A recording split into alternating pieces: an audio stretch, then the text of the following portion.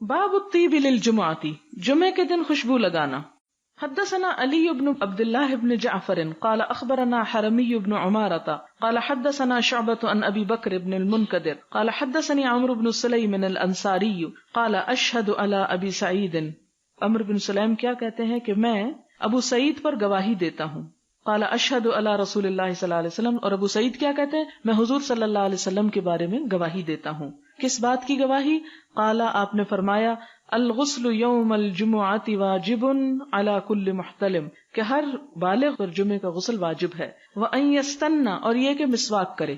سین نون نون سن سن دانت کو کہتے ہیں، اسنان دانتوں کو کہتے ہیں. یستنى یعنی دانت صاف کرے. وان یمس طیبا، اور یہ کہ خوشبو لگائے، مس کرے یعنی اس میں نہانا نہیں بلکہ صرف چھو لینا بھی کافی ہے.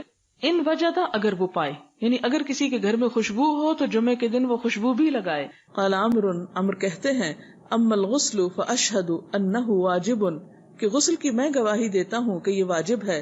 واما الاستنان والطیب فاللہ اعلم، اور مسواک اور خوشبو جو ہے اللہ اعلم اب واجب ہوا ام لا، کہ یہ واجب ہے یا نہیں. ولکن ھذا فی الحدیث، لیکن یہ حدیث میں ایسے ہی آیا ہے. قال ابو عبد اللہ هو اخو محمد ابن المنکدر ولم يسمى ابو بکر ھذا، رواہ عنہ بکیر بن الاشج وسعید بن ابی ہلال وعدۃ، وکان محمد بن المنکدر یکنى بابی بکر و ابی عبد اللہ.